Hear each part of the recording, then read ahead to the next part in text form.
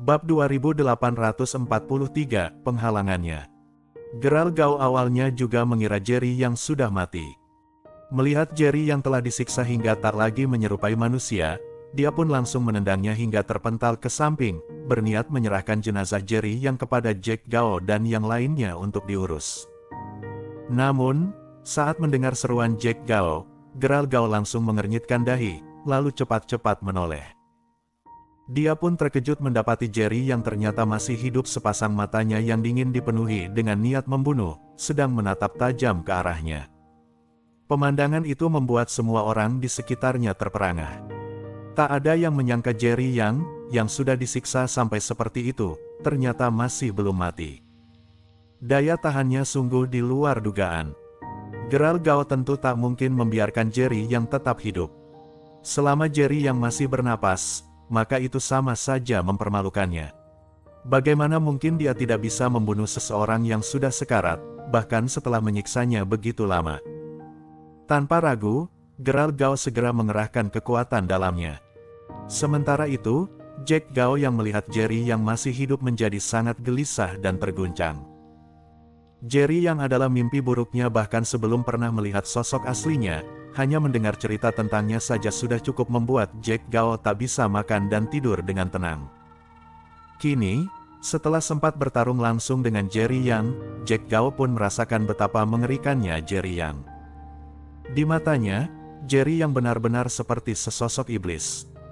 Meskipun saat ini Jerry Yang sudah tidak lagi memiliki kemampuan untuk melawan, namun di lubuk hati Jack Gao yang terdalam, dia tetap merasa ketakutan terhadap pria itu. Dia memiliki firasat kuat selama Jerry Yang masih hidup, maka cepat atau lambat dia pasti akan mati di tangan Jerry Yang. Oleh karena itu, Jack Gao segera menjerit dengan keras kepada Gerald Gao, "Jangan diam saja. Bunuh dia sekarang juga, bunuh dia sekarang juga. Aku ingin agar jiwa dan raganya hancur lebur, jangan beri dia sedikit pun kesempatan untuk hidup kembali. Bunuh dia. Hancurkan dia."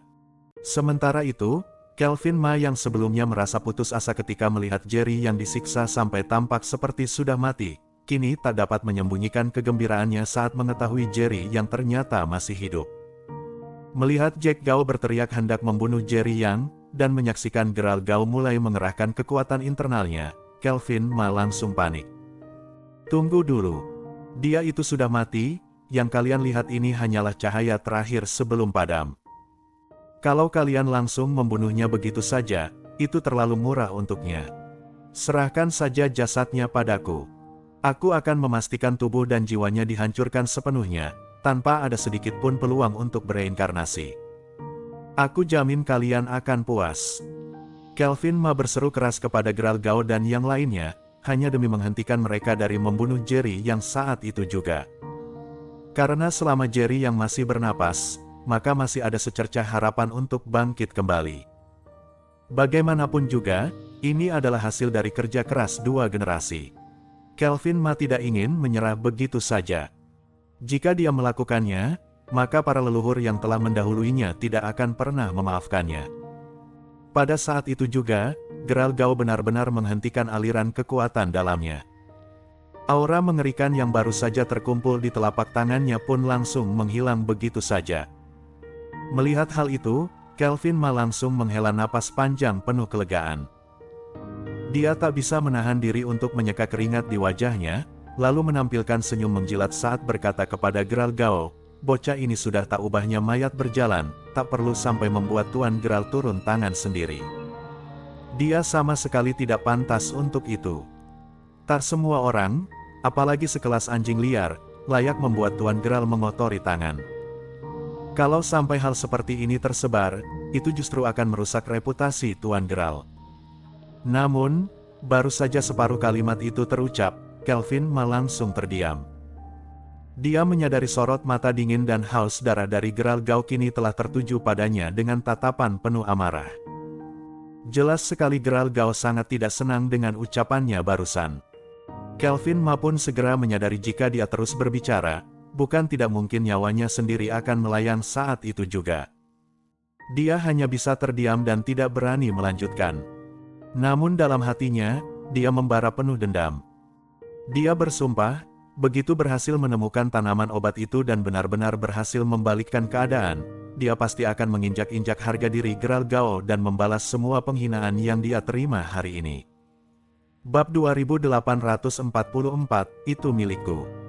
Bagaimanapun juga, sudah bertahun-tahun lamanya tidak ada seorang pun yang berani bersikap seperti itu terhadap Kelvin Ma. Di kota Tortoise, Kelvin Ma adalah salah satu tokoh paling berpengaruh, bahkan kedudukannya secara tersirat tampak mulai melampaui Jack Gao. Di seluruh wilayah tengah dunia bela diri, dia adalah sosok yang sangat terkenal dan disegani. Namun kini, di tempat ini, dalam kondisi luka parah, dia justru berkali-kali dipandang rendah oleh Geralt Gao, bahkan menerima ancaman kematian hanya lewat tatapan mata.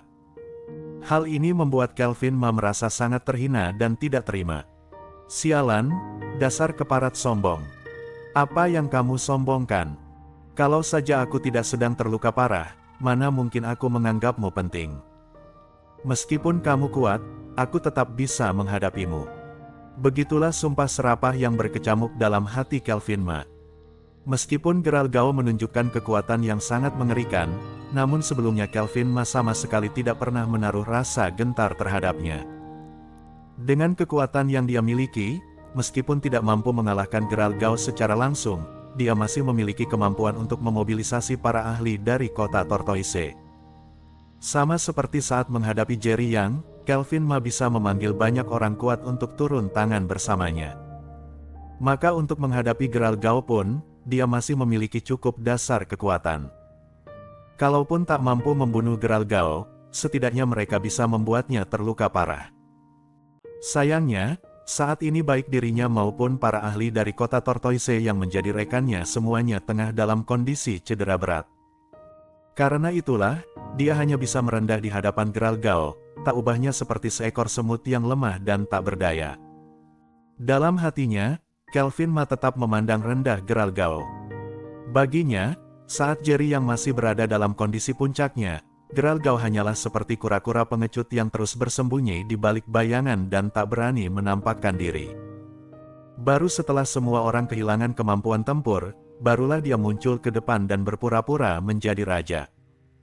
Tentu saja, pada saat ini, demi mempertahankan nyawanya, Kelvin Ma hanya bisa memendam semua itu dalam hati. Dia sama sekali tidak berani menunjukkan sedikit pun ketidakpuasan terhadap Geralt Gao. Bahkan, di bawah tekanan Geralt Gao, dia terpaksa bersikap rendah diri layaknya cucu yang tunduk pada kakeknya. Geralt Gao melihat sikap Kelvin Ma yang seperti seekor anjing penurut, dan tidak lagi mempermasalahkannya. Tatapannya pun segera kembali beralih ke arah Jerry Yang.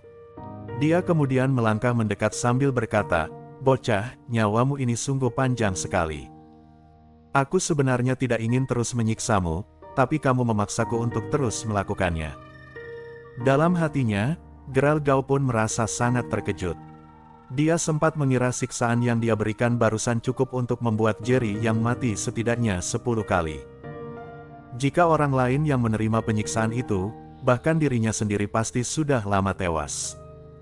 Namun kenyataannya, Jerry yang masih saja tidak bisa dibunuh. Melihat hal itu, Jack Gao langsung menjerit dengan marah, "Aku bilang bunuh dia sekarang juga. Jangan beri dia kesempatan untuk tetap hidup. Bunuh. Bunuh dia sekarang juga. Melanjutkan siksaan hanya buang-buang waktu, habisi saja dia sekarang." Saat ini, keadaan Jack Gao sudah nyaris kehilangan akal sehat. Dia berteriak seperti orang gila kepada Geralt Gao, sangat kesal karena Geralt Gao sudah menyiksa Jerry yang begitu lama, namun tetap belum berhasil membunuhnya. Bayangan psikologis yang ditinggalkan Jerry yang di dalam hati Jack Gao terlalu dalam. Dia sama sekali tidak ingin melihat Jerry yang masih hidup. Geralt Gao hanya tersenyum dingin dan berkata, "Aku akan membunuhnya sebentar lagi. Tapi sebelum itu, aku harus mengambil pedang roh dari tangannya." Ternyata, alasan mengapa Geralt Gao sempat menghentikan aliran kekuatannya tadi adalah karena dia tiba-tiba teringat pada pedang kaisar di tangan Jerry yang sejak awal, dia memang sudah mengincar pedang itu. Namun karena terlalu fokus pada menyiksa Jerry Yang, dia sempat melupakan keberadaan pedang kaisar itu. Baru saja, setelah merasakan aura membunuh yang mengerikan terpancar dari pedang tersebut, Geralt Gao kembali menyadari nilainya. Agar pedang kaisar tidak sampai rusak, Geralt Gao pun terpaksa menghentikan serangannya dan langsung berjalan menuju Jerry Yang. Meskipun Jerry yang belum mati, Geralt Gao sudah tidak merasa takut sedikit pun terhadapnya. Dia langsung maju dan menginjak lengan Jerry yang dengan kasar, lalu mengulurkan tangannya untuk merebut pedang kaisar. Bab 2845, Geralt Gao tercengang. Jack Gao dan Kelvin Ma yang berada di sisi pun segera bereaksi setelah melihat kejadian itu. Mereka juga sama-sama mengincar pedang kaisar yang berada di tangan Jerry Yang. Kini menyaksikan Geralt Gao maju untuk merebutnya, sementara mereka sendiri tak memiliki kemampuan untuk melakukannya, membuat mereka menggertakkan gigi dengan penuh amarah, mengepalkan kedua tangan erat-erat, bahkan ingin sekali naik ke atas dan memutar leher Geralt Gao hingga patah. Pada akhirnya, mereka hanya bisa berdiri di samping, menyaksikan Geralt Gao merebut pedang kaisar dengan mata terbuka lebar, tanpa daya. Ketika melihat gagang pedang kaisar telah berada dalam genggaman Geralt Gao, Kelvin Ma dan Jack Gao merasa sangat sakit hati. Sebelumnya, mereka berdua sama-sama yakin bahwa pedang kaisar milik Jerry yang sudah pasti akan menjadi milik mereka. Andai pedang kaisar itu tetap dibawa kabur oleh Jerry Yang, paling tidak mereka hanya akan merasa sedikit kecewa. Namun kini, melihat senjata itu direbut orang lain di depan mata mereka, bagaikan cinta yang dirampas secara paksa, membuat hati mereka terasa sangat getir. Meski begitu, orang yang paling merasa perih sesungguhnya adalah Jerry Yang. Awalnya, Jerry yang berniat menyembunyikan pedang kaisar ke dalam cincin kaisar, bahkan dengan tekad sekalipun dia harus mati, dia tidak akan membiarkan orang lain mendapatkannya. Namun, karena luka-lukanya yang terlalu parah, dia sudah beberapa kali mencoba membuka cincin kaisar, tapi selalu gagal. Dia benar-benar tak mampu menyembunyikan pedang kaisar ke dalamnya. Akhirnya, lengan Jerry yang memegang pedang kaisar pun diinjak dan dipatahkan oleh Geralt Gao, lalu pedang kaisar itu direbut darinya. Amarah Jerry yang memuncak hingga ke langit, kedua matanya memerah menyala, bahkan meneteskan beberapa tetes air mata darah. Pemandangan ini membuat semua orang yang hadir terkejut bukan main. Tak ada yang menyangka Jerry yang benar-benar akan meneteskan air mata darah. Aura pembunuhan penuh amarah yang meledak dari tubuh Jerry yang membuat semua orang di tempat itu menggigil ketakutan. Belum pernah mereka merasakan hawa membunuh yang sedemikian mengerikan. Boom! Boom! Pada saat itu, langit kembali meledak oleh kilatan petir dan suara guntur yang bergemuruh. Namun, jelas kekuatan petir ini tidak sekuat dan semengerikan sambaran petir yang sebelumnya dipicu oleh kekuatan ilahi Jerry Yang. Semua orang yang hadir di tempat itu merasakan detak jantung mereka berpacu kencang, seolah-olah bahkan langit pun tak rela pedang kaisar direbut. Namun, di hadapan Geralt Gao yang begitu dominan, tak satu pun dari mereka berani mengucapkan sepatah kata pun. Meskipun banyak dari mereka sangat tertarik pada pedang kaisar, pada saat itu tak seorang pun yang berani mencoba merebutnya dari tangan Geralt Gao. Namun, Geralt Gao sendiri juga dikejutkan oleh suara petir yang menggelegar memekakkan telinga. Napasnya menjadi tak teratur, jantungnya serasa hendak melompat keluar dari mulut. Terlebih saat melihat mata Jerry yang meneteskan air mata darah, membuatnya seketika diliputi rasa takut terhadap Jerry Yang, hingga ke tulang sumsum. Akan tetapi, ketika memandang Jerry yang kini hanya tinggal nyawa-nyawa ikan, serta pedang kaisar yang sudah berhasil dia dapatkan, Geralt Gao segera mengerahkan kekuatan dalamnya untuk menekan rasa takut yang mencengkeram batinnya. Terhadap pedang kaisar, Geralt Gao sangat menyukainya hingga tak ingin melepaskannya barang sejenak. Dia langsung menjalankan teknik dalamnya, meniru cara Jerry yang saat menggunakan pedang kaisar, dengan maksud mengeluarkan aura pembunuhan yang kuat untuk menghabisi Jerry Yang. Namun, setelah berusaha sekian lama, pedang kaisar tetap tak menunjukkan sedikit pun aura pembunuhan.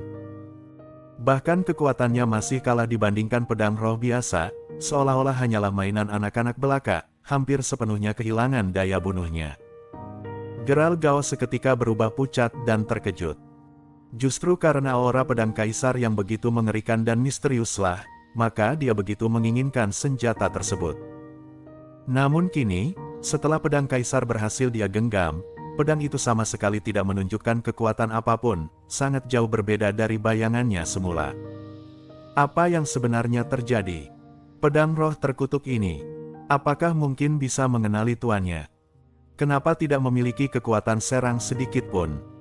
Padahal aku sudah menuangkan aliran aura roh yang sangat kuat ke dalamnya, namun aura itu justru sepenuhnya diserap oleh pedang ini.